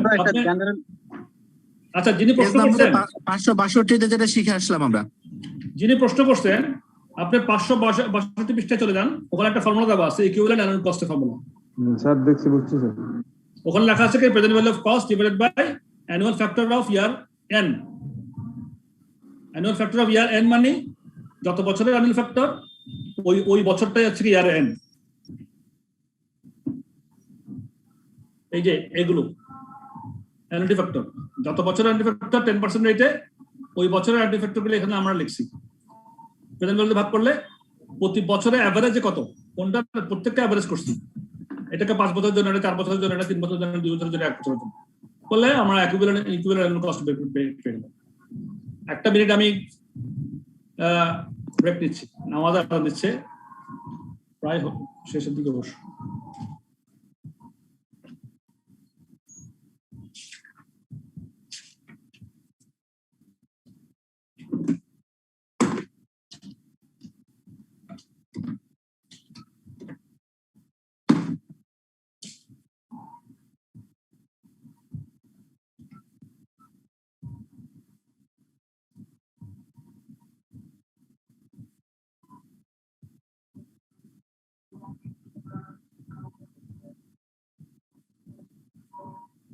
আচ্ছা, তো আর কোনো কেউ প্রশ্ন করবেন এই ব্যাপারে? সবাই বলছেন কিনা বলেন। Sir okay, fine. তাহলে আমরা চলে যাই আবার একটু আগাই। তাহলে রিপ্লেসমেন্টের এই অঙ্কগুলো এরকমই থাকবে, এরকমই থাকবে, এর চেয়ে বেশি কিছু। এরপর আসছেন capital rationing. What is capital rationing? Capital rationing মানে কি জানেন? এই 3 লাইনে কিন্তু মোটামুটি একটা আন্দাজ করা যায়। If investment funds are unlimited, then all projects with a positive net present value should be undertaken. যদি আমার অনেক টাকা থাকে, যত প্রজেক্টই আমাদের নেট প্রেজেন্ট ভ্যালু পজিটিভ সবগুলো আমি নিতে পারি যদি টাকা থাকে। যদি টাকা আমাদের লিমিট থাকে তাহলে কি হবে? Capital rationing occurs when insufficient funds are available to undertake all beneficial projects. এখন আমার কাছে টাকা লিমিটেড, কিন্তু প্রজেক্ট অনেকগুলো সামনে আছে, কোন প্রজেক্ট নিব কোন প্রজেক্ট নিব না, হ্যাঁ, সবগুলির প্রজেক্টেরই আমার নেট প্রেজেন্ট ভ্যালু পজিটিভ। তখন আমি কি চিন্তা করব? আমার সবচেয়ে বেশি আমার অপটিমাইজ করতে চিন্তা করব আমার প্রফিটটাকে। আমার যে লিমিটেড টাকা আছে সেই লিমিটেড টাকা দিয়ে আমি প্রেজেন্ট ভ্যালু ফ্যাক্টরে এনে সবচেয়ে আমার অপটিমাইজ করার চেষ্টা করবো প্রফিটটাকে, সেটা আমাদের সিদ্ধান্ত হবে। তো সেখানে কি করতে হয়, the objective of all capital rationing exercise is the maximization of the total net present value of the chosen project's cash flows at the cost of capital. Net present value of the chosen project's cash flow at the cost of capital. কি বলতেছে, the objective, আমার উদ্দেশ্য কি, maximization of profit। তাহলে objective of all rationing exercises is the maximization of the total net present value of chosen projects cash flows at the cost of capital. Thus, it becomes necessary to rank projects to enable the optimum combination of the to be undertaken. তাহলে optimum combination করব কিসের মধ্যে, ওই প্রজেক্টগুলোর মধ্যে। তাহলে আমাকে ranking করতে হবে কোন প্রজেক্টে সবচেয়ে বেশি নেট প্রেজেন্ট ভ্যালু, সেকেন্ড কোনটা, থার্ড কোনটা, ফোর্থ কোনটা, এভাবে করে করে আমি আমার টোটাল যে ইনভেস্টমেন্ট অ্যামাউন্টটা আমার কাছে অ্যাভেলেবল আছে সেটাকে আমি ভাগ করে দেবো। এই জিনিসটাই হচ্ছে আমার ক্যাপিটাল রেশনিং, আর কিছুই না। আন্ডারলাইং অ্যাজাম্পশনস হচ্ছে কি ইন্ডিভিজুয়াল প্রজেক্টস আর ডিভাইজেবল। একটা অ্যাজাম্পশন করে দিচ্ছি আমরা যে যদি আমরা এরকম অ্যাজাম্পশন করি যে ইন্ডিভিজুয়াল প্রজেক্ট, প্রত্যেকটা ইন্ডিভিজুয়াল প্রজেক্টটা ডিভাইজেবল, মানে আমি চাইলে ভেঙেও ওগুলা কিছু পার্সেন্ট আমরা ইনভেস্ট করতে পারি। The resulting net present value will be prorated. For example, if only 25% of the capital is available for a project, only 25% of the net present value will be earned. এটা divisible, এটা একটা assumption করছি আমরা। আবার একটা assumption হচ্ছে annual cash flows cannot be delayed or brought forward. একটা assumption হচ্ছে capital funds R restricted in just one period বা ইয়ার জিরোতে। টেকনিক হচ্ছে কি, টেকনিকটাও একই রকম, যে প্রফিটেবিলিটি ইন্ডেক্স বের করতে হয়, net present value divided by initial investment. The decision aims to maximize net present value given a single limiting factor. As with other decisions with one scarce resource, the opportunities should be ranked according to the net present value per $1 invested. This measure is called the profitability index. Profitability index সমান ফর্মুলাটা কি, net present value divided by initial investment. এটাই হচ্ছে আমাদের এই ফর্মুলাটা ফেলে আমরা সিদ্ধান্তে আসতে পারবো। টেকনিকটা কি, প্রফিটেবিলিটি ইন্ডেক্স বের করবো প্রত্যেকটা, যেটার profitability index net present value বের করতে হবে, net present value divided by initial investment. সেক্ষেত্রে কি হবে, optimal investment plan is determined by calculating a profitability index for each project. কিভাবে করবো, প্রত্যেকটা প্রজেক্টের জন্য প্রফিটেবিলিটি ইন্ডেক্স বের করবো। তারপরে 2 নম্বর, ranking the projects according to their profitability index. Ranking করবো তখন কোনটা বেশি ভালো, প্রফিটেবিলিটি ইন্ডেক্সে কোনটা ফার্স্ট, কোনটা সেকেন্ড, কোনটা থার্ড, কোনটা ফোর্থ, কোনটা কি। Then allocating funds according to the projects rankings until they are used up. তখন আমার যে টাকাটা থাকবে, ওগুলা ফান্ডটা থাকবে, ওই ফান্ডটাকে আমি তখন অ্যালোকেট করবো according to the ranking, first, second, third, fourth, যেটা পিআই ভালো, পিআই মানে প্রফিটেবিলিটি ইন্ডেক্স, যেটা বেস্ট সেটা নিব প্রথমে, তারপর সেকেন্ড কোনটা, থার্ড কোনটা, ফোর্থ কোনটা, এবার র্যাঙ্কিং করে করে আমরা we can do that. An example is very easy. A company may undertake any of the following investment projects. Projects A, B, C, D, E, F, G. 8টা project A, B, C, D, E, F, G. 7টা project. Investment requirement কোনটার কথা বলছে, 3400, 2750 এরকম করে বলে দিচ্ছে। বিভিন্ন অ্যামাউন্টের investment requirement আছে এখানে, এবং নেট প্রেজেন্ট ভ্যালু বলা আছে 850, 825 থেকে শুরু করে 350 পর্যন্ত। দেখেন এখানে কিন্তু র্যাঙ্কিং করা আছে, একদম হাইয়েস্ট প্রেজেন্ট ভ্যালুটাকে হাইয়েস্ট উপরে রাখছে, 850, 825, 720, 680 এভাবে গেছে। এখন বলতেছে required if the company ranks the project, এখানে বলছে in the next budget period there is only 9 million pound available for capital expenditure projects. Each project is divisible. Each project is divisible মানে কি বলুন তো, একটু আগে বললাম যেটা divisible মানে কি, তো ভাগ করে ইনভেস্ট করা যাবে। আর যদি বলতে আনডিভাইজেবল তাহলে ভাগ করা যাবে না, 4 প্রজেক্টে ইনভেস্ট করা, হ্যাঁ ভাগ করা যাবে না। সো আমরা আমাদের রিকোয়ারমেন্টটা কি এখন দেখেন, if the company ranks the projects according to the highest net present values, which projects will be undertaken, calculate the total net present value। বলছে কি, যদি আমার net present value অনুযায়ী highest net present value অনুযায়ী যদি আমরা ranking করি, if the company ranks the projects according to the highest net present values, which projects will be undertaken, calculate the total net present value. হ্যাঁ, তাহলে দেখেন এখানে ranking যদি করি A B C D E F G, ranking এর মধ্যে present value হিসেবে যদি প্রেজেন্ট ভ্যালু অনুযায়ী যদি র্যাঙ্কিং করি তাহলে কি দাঁড়ায়? ফার্স্ট কে, সেকেন্ড কে, থার্ড কে বলেন তো?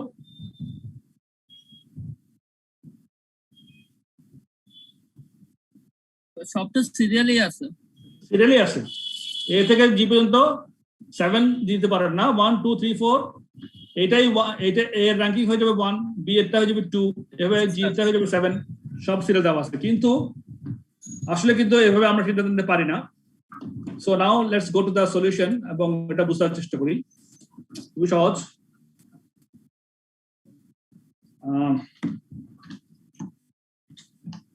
এটাই করছে জি তারা এইভাবে র্যাঙ্ক করে দিছে তারা নরমালি। আসেন, এই যে আমাদের ক্যাপিটাল রেশনিংটা ইনভেস্টমেন্ট রিকোয়ারমেন্ট যেটা প্রশ্নে আছে, প্রশ্নে একটু আছে A B C D F G S এবং নেট প্রেজেন্ট ভ্যালু দেওয়া আছে, একটু পর্যন্ত প্রশ্ন দেওয়া আছে।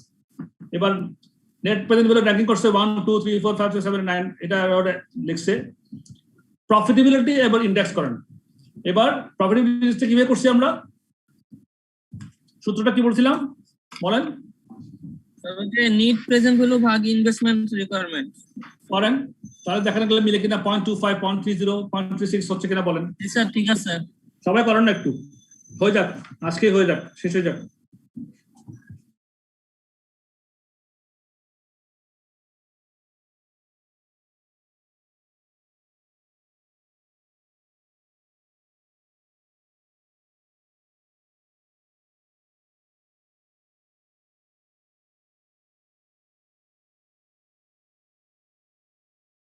আবার র্যাঙ্কিং করি আমরা, তাহলে র্যাঙ্কিং কি দাঁড়াচ্ছে আমার? ফার্স্ট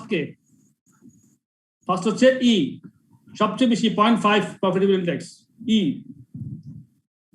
1 নম্বর, এফ হচ্ছে গা 2 নম্বর র্যাঙ্কিং এ, সেকেন্ড র্যাঙ্কিং এ, থার্ড হচ্ছে গিয়া সি, র্যাঙ্কিং এ 4 হচ্ছে গিয়া বি, র্যাঙ্কিং এ 5 হচ্ছে গিয়া জি, র্যাঙ্কিং এ 6 হচ্ছে গিয়া, এভাবে আর কি না র্যাঙ্কিং করলাম।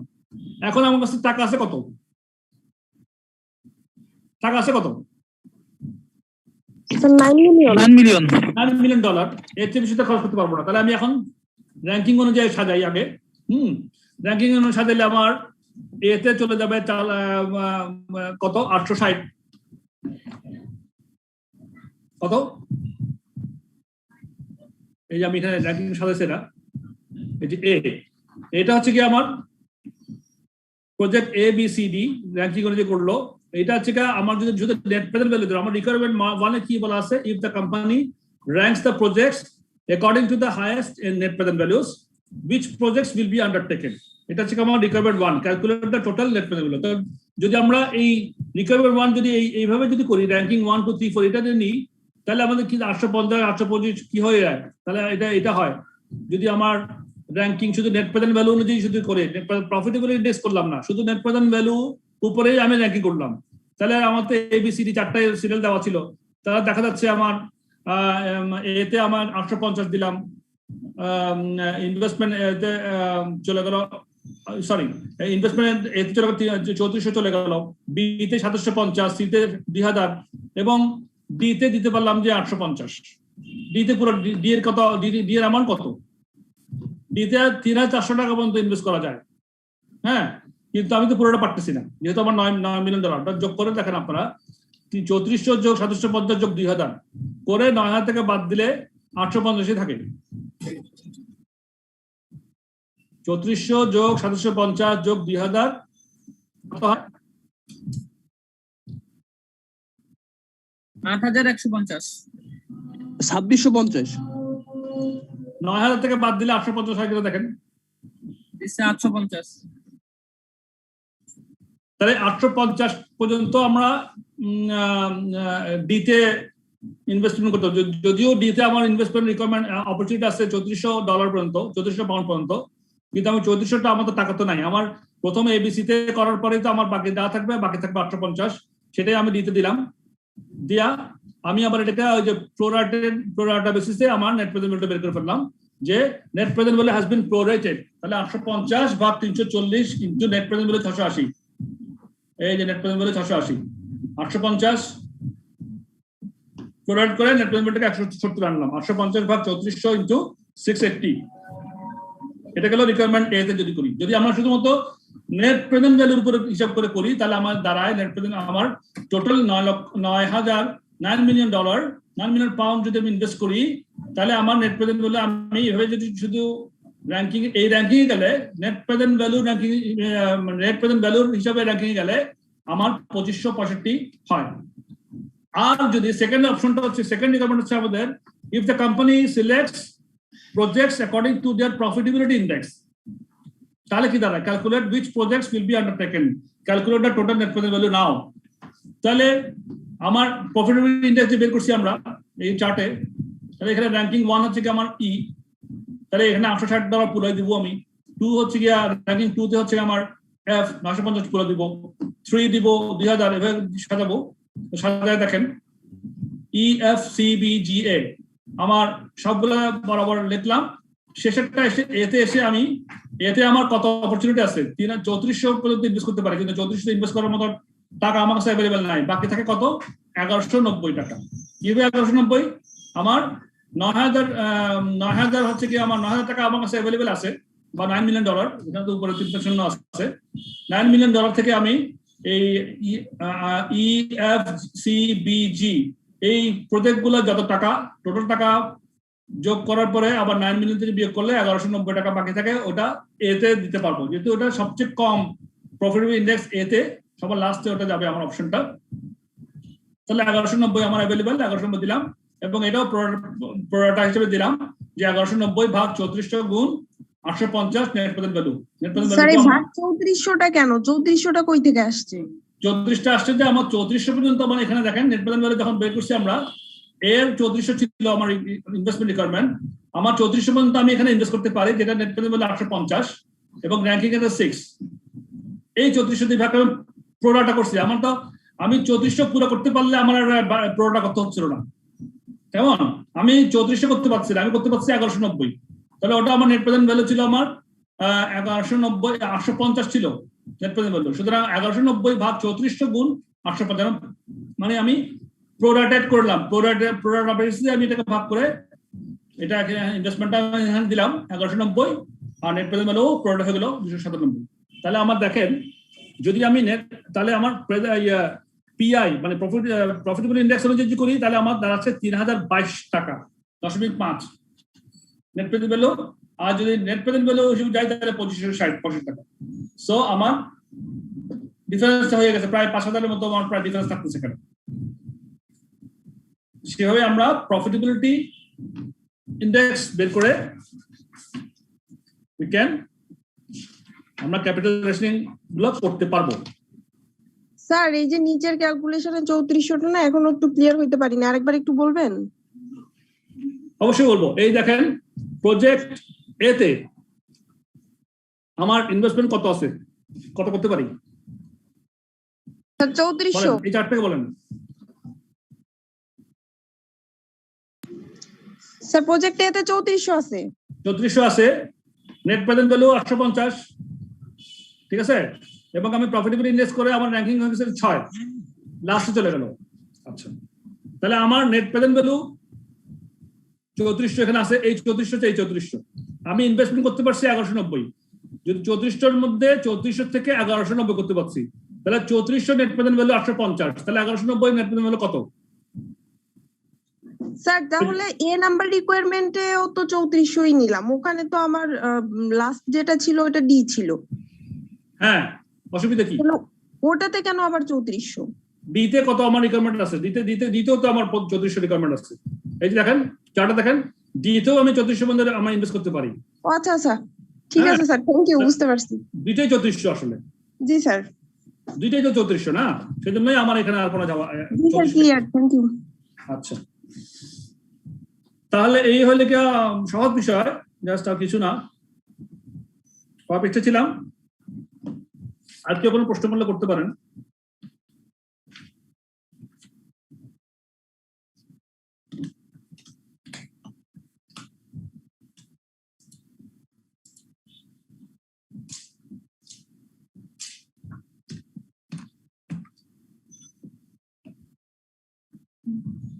আচ্ছা, তো গেল এটা, এগুলো হচ্ছে ডিভাইজেবল না, আমাদের ছিল কি এটা ডিভাইজেবল, মানে আমার এই ইনভেস্টমেন্ট রিকোয়ারমেন্ট আমরা ভেঙে ভেঙেও চাইলে ইনভেস্টমেন্ট করতে পারি, এটা ডিভাইজেবল রিকোয়ারমেন্ট থাকলে আমরা এভাবে করলাম। কিন্তু এমনও থাকতে পারে যে আমার undivisible project, indivisible project, dealing with indivisible project, আমার তো প্রজেক্টগুলো ভেঙে ভেঙে আমি করতে পারবো না, আমাকে যা অ্যামাউন্টের রিকোয়ারমেন্ট তা অ্যামাউন্ট দিয়ে আমাকে ইনভেস্ট করতে হবে। সেক্ষেত্রে তাহলে আমি কিভাবে র্যাঙ্কিংটা করবো, তাহলে সেটা বুঝে নিই। এক্সাম্পল দিয়ে, a company has an investment limit of $800,000 and has to choose between the following 3 projects. এখন তার অ্যাভেলেবল ফান্ড আছে $8 লক্ষ এবং তার এই $8 লক্ষ ইনভেস্ট করার জন্য 3টা অপশন আছে, 3টা প্রজেক্ট আছে, যেখানে সবগুলোই পজিটিভ, সবগুলোই নেট প্রেজেন্ট ভ্যালু পজিটিভ। যেমন সে ইনভেস্টমেন্ট প্রজেক্ট এ তে করলে $6 লক্ষ লাগে এবং তার নেট প্রেজেন্ট ভ্যালু 1 লক্ষ, ইনফ্লো 7 লক্ষ। বি তে $5 লক্ষ খরচ, 5,60,000 ইনফ্লো, 60,000 টাকায় নেট প্রেজেন্ট ভ্যালু। সি তে 3 লক্ষ, ইনফ্লো 3,50,000, নেট প্রেজেন্ট ভ্যালু 5,000। এখন নেট প্রেজেন্ট ভ্যালু সে বের করছে, বের করার পরে সে আবার প্রফিটেবিলিটি ইনভেস্ট করছে। এখানে একটা ভুল আছে, 1.17 হবে না, এটা শুধু 17 হবে, 0.17, 0.12, 0.15 হবে। আপনারা প্রফিটেবল ইনভেস্ট কিভাবে করছে? Net present value divided by initial investment, তাই তো? 1 লাখকে 6 লাখ দিয়ে ভাগ করলে কত হয়?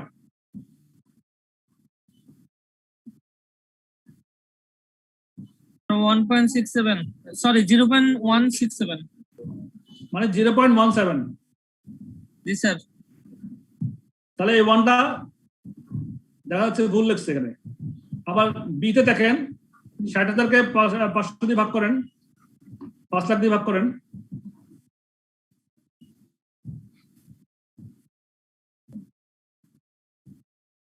স্যার এখানে কি ইনফ্লো প্রেজেন্ট ভ্যালু থেকে ইনভেস্টমেন্টটা ভাগ করছে নাকি নেট না present value? Net present value. আমাদের সূত্র কি আছে? প্রেজেন্ট ভ্যালু প্রফিটেবল ইন্ডেক্স বের করার সূত্রটা কি?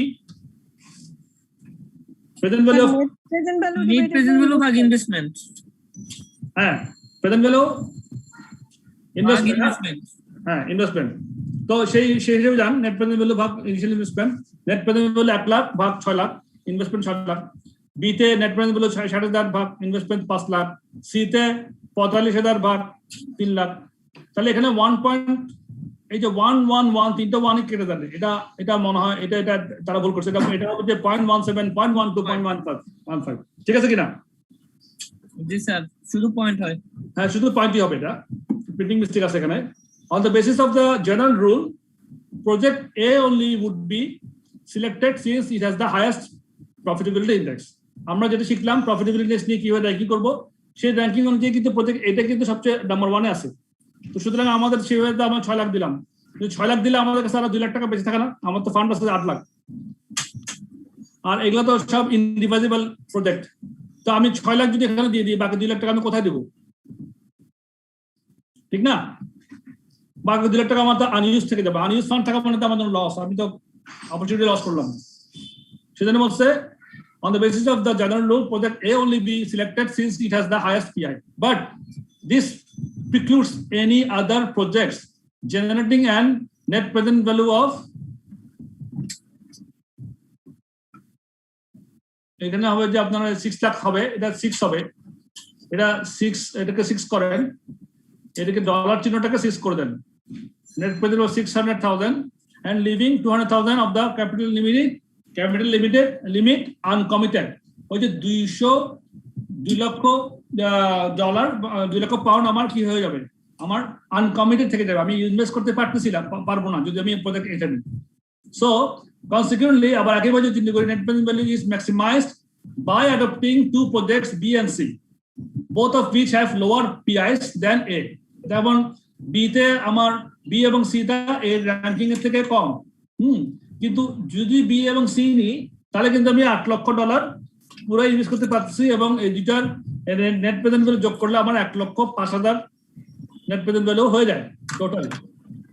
সো বলছে consequently net present value is maximised, net present value is maximised, maximum হয়, ম্যাক্সিমাইজ মানে ম্যাক্সিমাম হয় by adopting 2 projects B and C, both of which have lower PIs than A। By adopting these two projects, we raise total net present value of 1,05,000 তাহলে এই দুটো যোগ করলে 1,05,000 হয়। যদি আমি শুধু এতে ইনভেস্ট করি আমার $2,00,000 আনইউটিলাইজ থেকে যায় এবং নেট প্রেজেন্ট ভ্যালু হয় আমার 1 লক্ষ। আর আমি যদি $8,00,000 পুরো ইনভেস্ট করতে চাই, এটা বাদ দিলাম, বিএসসি দিলে আমার নেট প্রেজেন্ট ভ্যালু আমি 1 লক্ষর জায়গা থেকে 1,05,000 গিয়ে আমি আর ম্যাক্সিমাইজ করতে পারছি প্রফিটটা। এই ধরনের একটা প্রশ্ন হতে পারে। In these circumstances, the objective can only be achieved by selecting from amongst the available projects on a trial and error basis. তাহলে কি আমাকে হিসাব দেখতে হবে, ট্রায়াল এন্ড এরর করে করে দেখতে হবে, যোগ বিয়োগ করে দেখতে হবে কোন প্রজেক্ট আমরা খুঁজে নিতে হবে, কোন প্রজেক্ট করলে আমার ইনভেস্টমেন্ট গুলো পুরোপুরি আমি আমার অ্যাভেলেবল ফান্ডটাকে পুরোপুরি ইউটিলাইজ করতে পারি এবং আমার নেট প্রেজেন্ট ভ্যালুটা এবং তাতে হাইয়েস্ট হয়।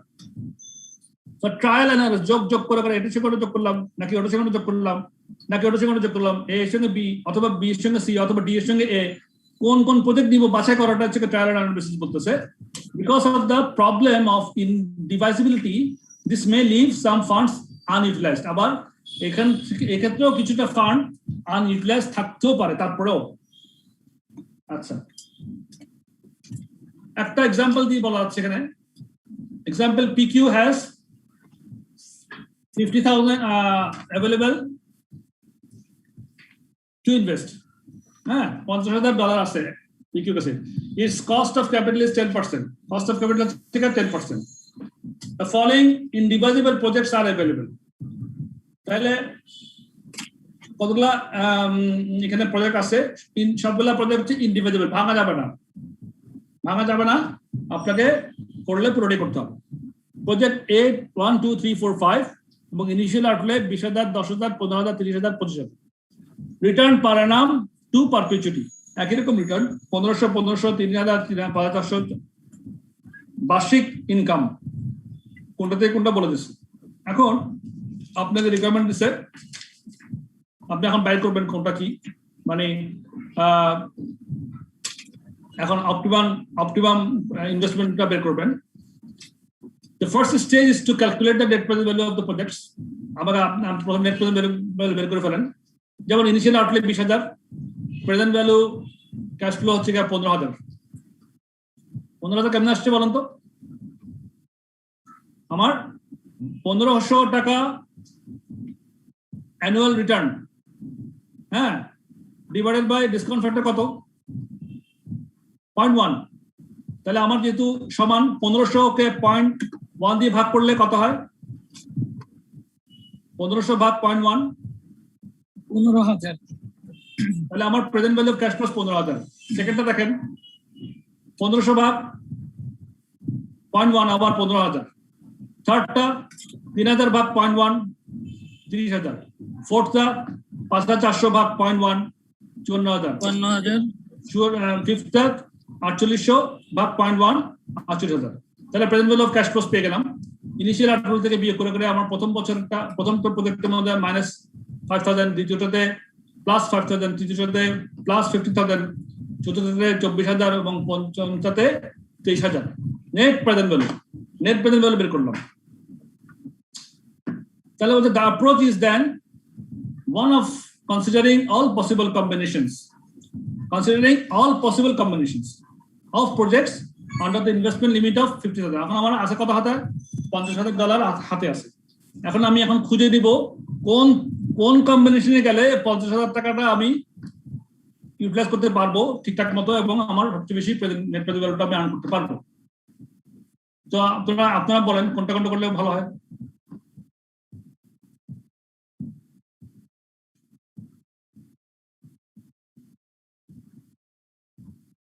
Present value 5,000, 15,000, 24,000, 23,000।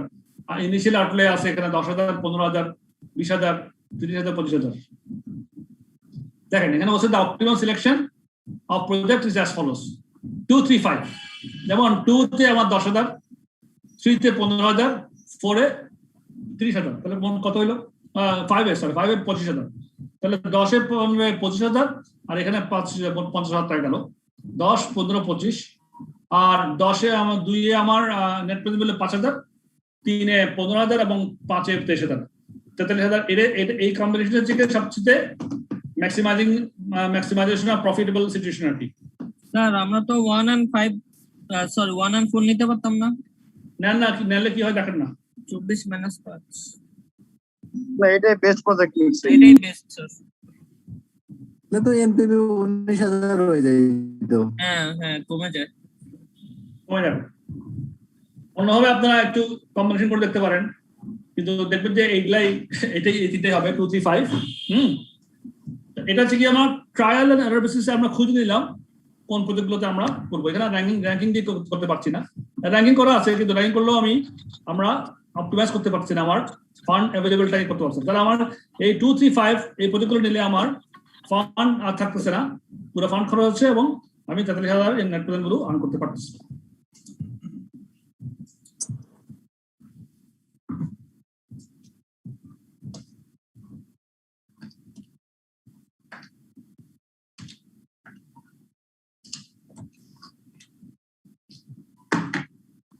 সো এখানে আর কোনো প্রশ্ন থাকলে বলতে পারেন।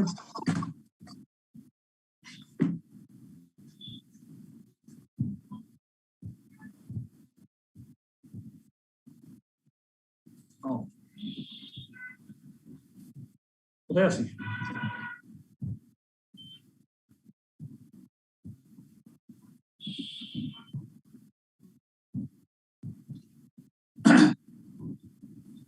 হ্যাঁ, সো ঠিক আছে, তাহলে এটা আর কেউ কোনো প্রশ্ন করবেন এখানে এই বিষয়ে?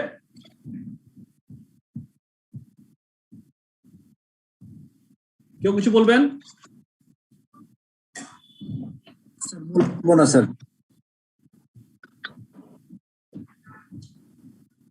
তাহলে এবার আমারটা মোটামুটি এই চ্যাপ্টারের কভার হয়ে গেছে। আর দুটা পয়েন্ট আছে, শর্টলি একটু ডিসকাশন করে দিই। একটা হচ্ছে the role of ABC, activity base costing করছি আমরা, মনে আছে আপনাদের নিশ্চয়ই, চ্যাপ্টার 5 এ বোধহয় না, অ্যাক্টিভিটি বেস কস্টিং।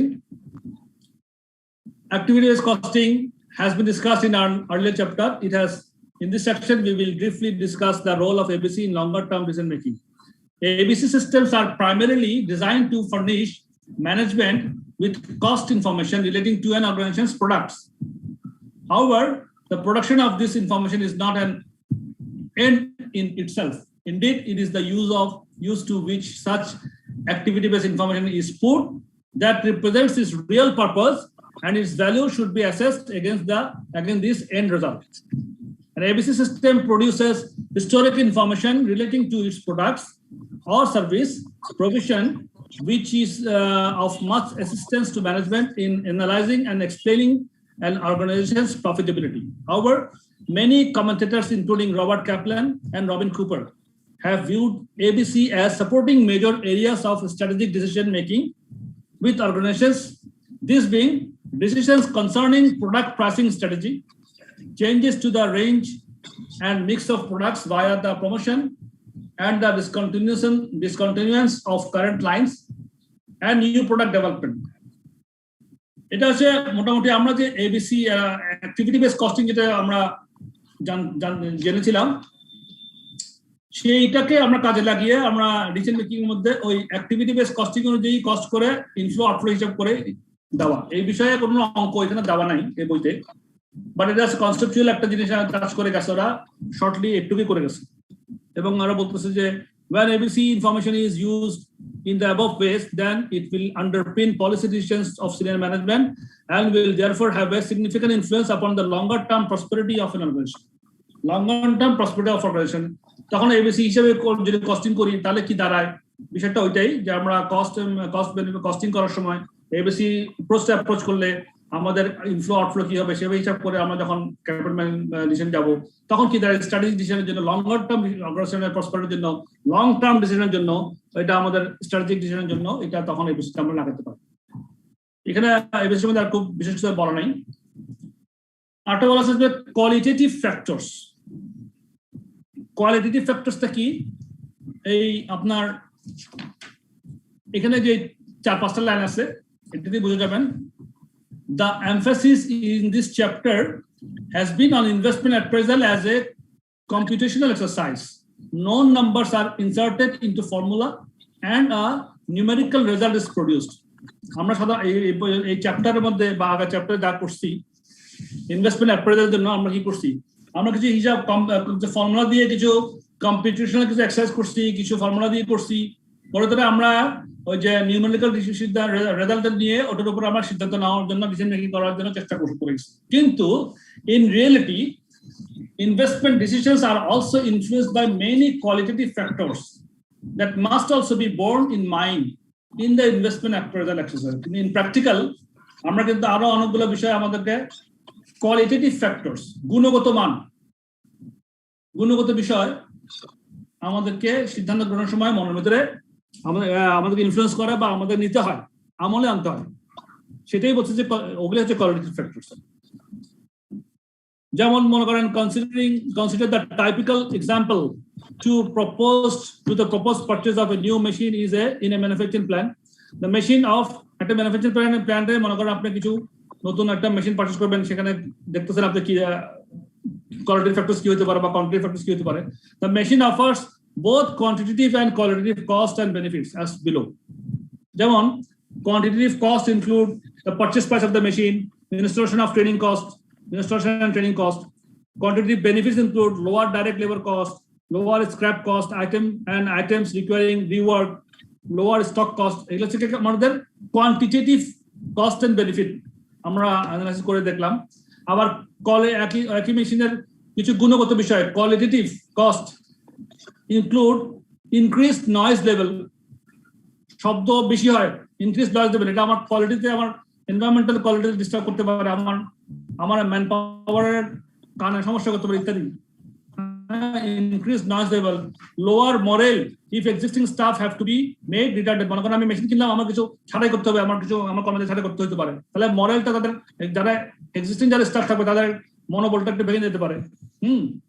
আবার qualitative benefits include, qualitative benefits কি হতে পারে, reduction in product development time, তারপরে আমার ডেভেলপমেন্ট টাইম, প্রোডাক্ট টাইম কম হতে পারে, improve product quality and service, increase in manufacturing flexibility. Because the qualitative factors are difficult to state in numerical terms, they are conventionally ignored in the investment appraisal exercise. However, such an approach is flawed. If a question asks you to carry out a DCF analysis, যদি আপনাকে প্রশ্নে বলা থাকে DCF analysis মানে কি, discounting cash flow, যেটা আমরা net present value বের করলাম। If a question ask you to carry out a DCF analysis and then comment on what you have done, be certain to point out the qualitative factors that could additionally be brought into the decision. প্রশ্নটা আমরা যেটা quantitative হিসাবে যেগুলো আমরা শিখছি সেগুলাই দিব, কিন্তু যদি আপনি কোনো কোয়ালিটেটিভ ফ্যাক্টর সম্বন্ধে যদি কোনো অ্যাডিশনাল কোনো কিছু মন্তব্য করতে পারেন, যদি সুযোগ থাকে, যদি কোনো ইনফ্লুয়েন্স থাকে, ইউ ক্যান ডু দ্যাট। ওটা আপনাকে বেটার, আপনার যে কমেন্টগুলো হবে, কমেন্টটা কিন্তু সুন্দর কমেন্ট হবে, তখন যে আপনি কোয়ান্টিটেটিভ গুলো যেভাবে আপনি হিসাবে রাখছেন, কোয়ালিটেটিভ ফ্যাক্টরস গুলোকেও মাথায় রাখছেন এবং সেভাবে আপনি অ্যাপ্রোচ করছেন এবং সেটা ম্যানেজমেন্টকে জানাচ্ছেন। সো এই জন্য বলছে, if a question asks you to carry out a DCF analysis and then comment on what you have done, be certain to point out the qualitative factors that could additionally be brought into the decision. এই হচ্ছে মোটামুটি আমাদের chapter শেষ। Very important chapter ছিল 12 এবং 13। কি শিখলাম আমরা ওখানে? আমরা অ্যাডভান্সড নেট প্রেজেন্ট ভ্যালু, এর মধ্যে sensitivity analysis, net present value divided by present value of flow, তারপরে relevant cash flows, future and incremental, তারপর replacement decisions, EAC, present value of cost divided by AF, annuity factor, তারপর advance present value, capital rationing শিখলাম আজকে, tax গুলা কিভাবে করবো আমরা দেখলাম, ইনফ্লেশনটা কিভাবে আমরা হিসাব করব, ট্যাক্সের মধ্যে ক্যাপিটাল রেশনিং এর মধ্যে ক্যাপিটাল ট্যাক্স চার্জে, ইনফ্লেশনের মানি মেথড, ইফেক্টিভ মেথড, এই তো মোটামুটি শিখলাম। ভেরি ইম্পর্টেন্ট চ্যাপ্টার 12 and 13, অঙ্ক অবশ্যই থাকবে, কোনো সন্দেহ নাই একদম। বলেন কেমন লাগলো চ্যাপ্টার দুটো করতে? জি স্যার, ভালো। শুধু ভালো লাগছে? না স্যার, শুধু ভালো না, মানে অনেক ভালোই লাগছে, মজা, আচ্ছা। মানে মজা পাওয়া গেছে আর কি। প্র্যাকটিক্যাল ওরিয়েন্টেড কিনা? আপনাদের কর্মক্ষেত্রে কাজে লাগাতে পারবেন কিনা ইনশাল্লাহ? ইনশাল্লাহ। এগুলো খুবই প্র্যাকটিক্যাল ওরিয়েন্টেড, শুধু মানে পরীক্ষায় পাস করবার জন্য, পড়ার জন্য না, একেবারে আমাদের কি আর দুইটা ক্লাস হবে শুধু? আমাদের 30টা ক্লাস, মোটামুটি 30টা ক্লাসের মধ্যে শেষ করার কথা, কিন্তু এবার আমার একটু টানতে সময় কেন বেশি লেগে গেল আমি জানি না, হাতে আর 2টা ক্লাস আছে। স্যার আজকে 28তম। 28তম। এনিওয়েজ আমরা দেখি আর নেক্সট ক্লাসে অবশ্যই আমাদের মেজর পার্ট অফ আওয়ার এডুকেশনটা আলহামদুলিল্লাহ কমপ্লিট হয়ে গেছে। বাকি যে 5টা চ্যাপ্টার আছে এমন এমন কিছু কঠিন কিছু না, সহজ। দেখি না, চেষ্টা করে দেখি নেক্সট 2 ডেজের মধ্যে করতে করা যায়। প্রয়োজন পড়লে একটু টাইম চেয়ে নিব আইসিএম থেকে, অসুবিধা নেই। আমি ফুল শেষ করে দেবো ইনশাআল্লাহ। স্যার এক্সাম্পল 5 এ রিডাক্টিং ব্যালেন্সটা কিভাবে হয়েছে একটু ভুলে এসেছি। এক্সাম্পল 5 এ কত পৃষ্ঠায় আছেন? সলিউশনটা হচ্ছে 590 পেজ। 590 পৃষ্ঠায়? জি স্যার।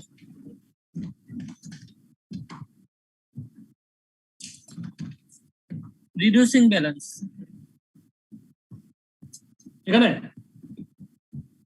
জি স্যার, জি স্যার, প্রথমটা বললেই হয়ে যাবে। রিডিউসিং ব্যালেন্সটা কিভাবে করছি না? জি স্যার। ক্যাপিটাল কস্ট কত আছে? 2,50,000। ঠিক আছে? হ্যাঁ। 2,50,000 এর এখানে প্রশ্নে বলা আছে 25% রিডিউসিং ব্যালেন্স মেথড হবে, বলা আছে না প্রশ্নে?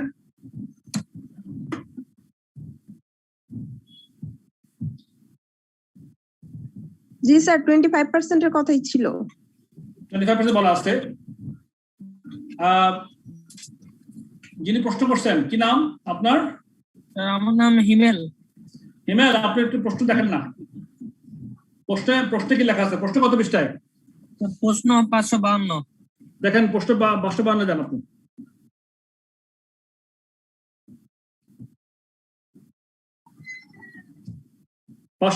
একদম শেষ লাইন দেখেন, tax depreciation of 25% on reducing balance is available on capital expenditure. Tax depreciation of 25% on reducing balance is available on capital expenditure. একদম শেষ লাইনে লেখা আছে, দেখছেন কিনা? জি স্যার।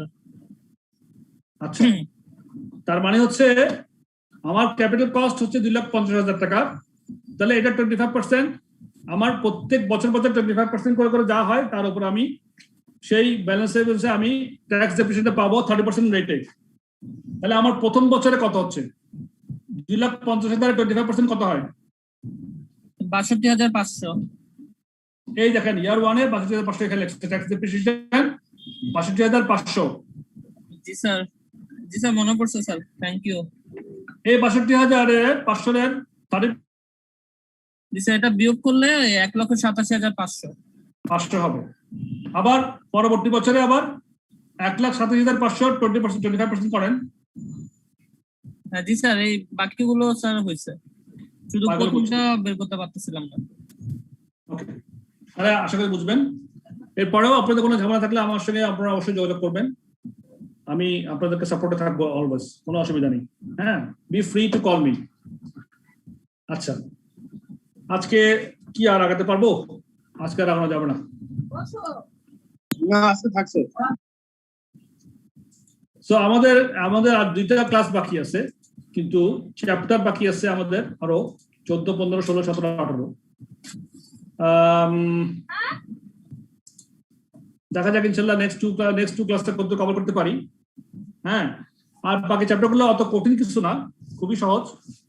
তারপরও আমি শেষ করে যাব, প্রয়োজনে আমি 1-2টা ক্লাস চেষ্টা করবো, এডিশনাল যদি লাগে আমি নিব, অসুবিধা নেই। যাতে আপনাদের ক্লাসটা পুরোটা কভার করে। সো চ্যাট বক্সে দেখি অনেক ইনফরমেশন কি বললে একটু দেখি। সাজিদুল হক sir is perfect on for PI. Oh, Sajidul Haq, thank you Sajidul Haq. Oh, Sajidul Haq sir is perfect. আচ্ছা, এটা বুঝতে পারি আমি। হ্যাঁ স্যার একটা জিনিস জানতে চাচ্ছিলাম, আপনার কাজগুলি ভালো লাগতেছে, কিন্তু আমাদের প্রশ্ন কি এরকমই হবে না একটু হার্ড টাইপের হবে? আমরা কি প্রশ্নপত্র সলিউশন করার কোনো চান্স পেতে পারি স্যার? প্রশ্নপত্র কি স্যার? প্রশ্নপত্রগুলি একটু হার্ড হয় স্যার, ওগুলি কি একটু সলিউশন করার দু একটা ক্লাস পেতে পারি? প্রশ্নপত্রগুলো আপনার হার্ড কেন লাগবে? আপনি যদি এই ভালো মতো এই বইটা যদি আপনি কভার করেন, হ্যাঁ স্যার সরি স্যার, একটু জাস্ট কাইন্ডলি জানতে চাচ্ছিলাম যে is it enough for pass এই বইটা আপনারা কভার করলে আপনার কনসেপ্টগুলো একদম ক্লিয়ার হবে।